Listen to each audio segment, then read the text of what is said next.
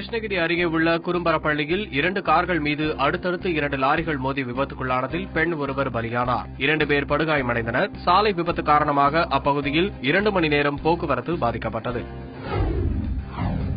சேலம் பெங்களூரு தேசிய நெடுஞ்சாலையில் உள்ள ஓமலூர் மேம்பாலம் வழியாக லாரிகளை இயக்க வலியுறுத்தி புளியம்பட்டி கிராம மக்கள் திடீர் சாலை மறியல் போராட்டத்தில் ஈடுபட்டனர். லாரிகள் ஊருக்குள் வந்து செல்வதால் அடிக்கடி விபத்து ஏற்படுவதாக கிராம மக்கள் புகார் தெரிவித்துள்ளனர்.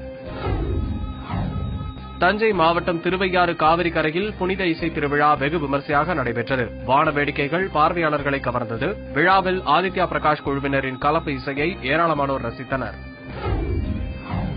திருநெல்வேலியில் உள்ள நெல்லையப்பர் கோவிலில் 2016ஆம் ஆண்டுக்குள் குடமுழுக்கு நடத்த திட்டமிடப்பட்டுள்ளது. இது தொடர்பாக ஏற்கனவே தொல்லியல் துறையினர் ஆய்வு மேற்கொண்டு அரசுக்கு அறிக்கை அளித்துள்ளனர். இந்த நிலையில் பாரம்பரியமிக்க கோயிலை பராமரிப்பது தொடர்பாக இந்திய தொழில்நுட்பக் கழகத்தின் பேராசிரியர் அருண்மேனன் தலைமையிலான குழுவினர் ஆய்வு மேற்கொண்டனர்.